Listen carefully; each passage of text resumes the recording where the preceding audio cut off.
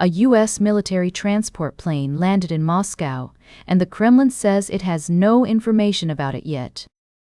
According to flight tracking data, the Boeing C-17A Globemaster III arrived at Vnukovo International Airport in Moscow after taking off from Riga, Latvia, with a previous departure from Joint Base Andrews in Maryland.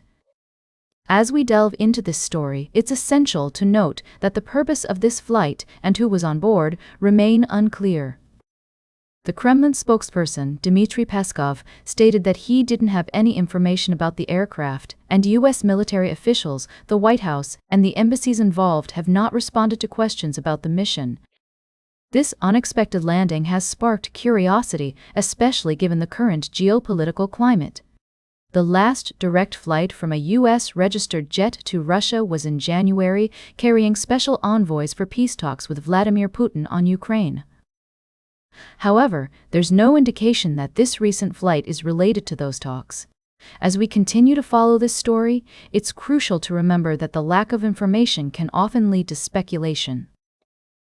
We will strive to provide you with accurate and verified updates as more details become available. For now, the mystery surrounding this U.S. military transport plane landing in Moscow remains a topic of interest and concern. We'll be right back with more of today's top news on Barbara's Bulletin. Welcome back to Barbara's Bulletin. We are continuing our coverage of the latest news and updates from around the world. In our previous segment, we discussed the recent developments in the tech industry. Now, let's move on to a different story that has been making headlines lately. Ghislaine Maxwell, the former associate of convicted sex offender Jeffrey Epstein, has had her effort to overturn her 2021 conviction on sex trafficking charges rejected by a federal judge. U.S. District Judge Paul Engelmayer denied Maxwell's petition for relief, stating that she failed to make a substantial showing that her constitutional rights were denied. The judge described Maxwell's claims as meritless and frivolous. Maxwell was found guilty of 5 counts in December 2021 and sentenced to 20 years in prison for facilitating and participating in Epstein's abuse of minor girls. She had argued that the non-prosecution agreement between federal prosecutors in Miami and Epstein in 2007 barred her prosecution, but this argument has been rejected by the courts. The judge also noted that new evidence raised by Maxwell, including recently released documents from the federal investigation into Epstein, incriminates her or reinforces the correctness of the legal rulings. Maxwell challenges.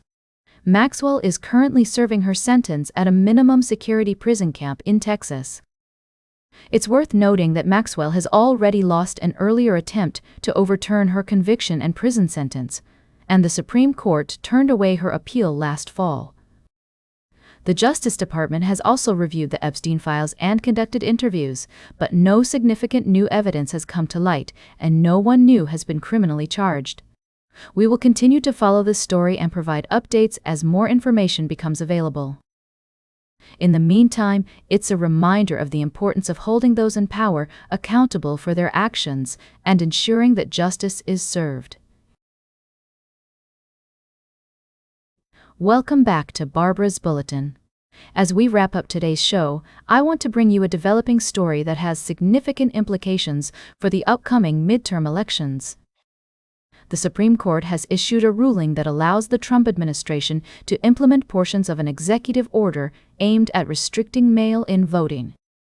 Now, let's break down what this means. The court's decision is a 6-3 ruling, with a conservative majority granting the Trump administration's appeal against a lower court injunction that had blocked federal agencies from implementing elements of the executive order.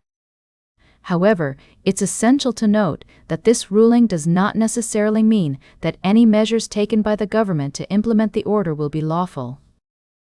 The executive order in question requires state and local election officials to submit voters' names and addresses to the U.S. Postal Service through a new portal, and the agency would only send mail-in ballots to voters whose information has been submitted.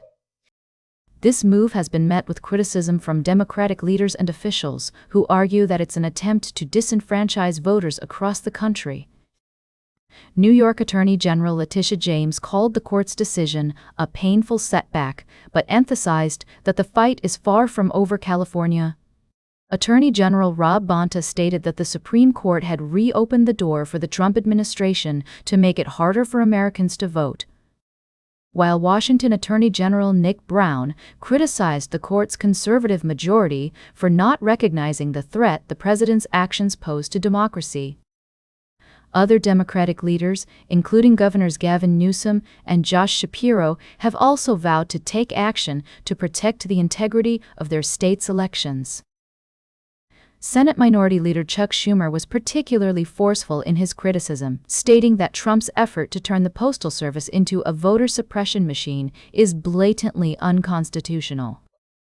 As we continue to follow this story, it's essential to remember that the right to vote is fundamental to our democracy, and any attempts to restrict or suppress it must be carefully scrutinized. That's all for today's Barbara's Bulletin. Remember to like, share, and subscribe, and until next time, stay engaged.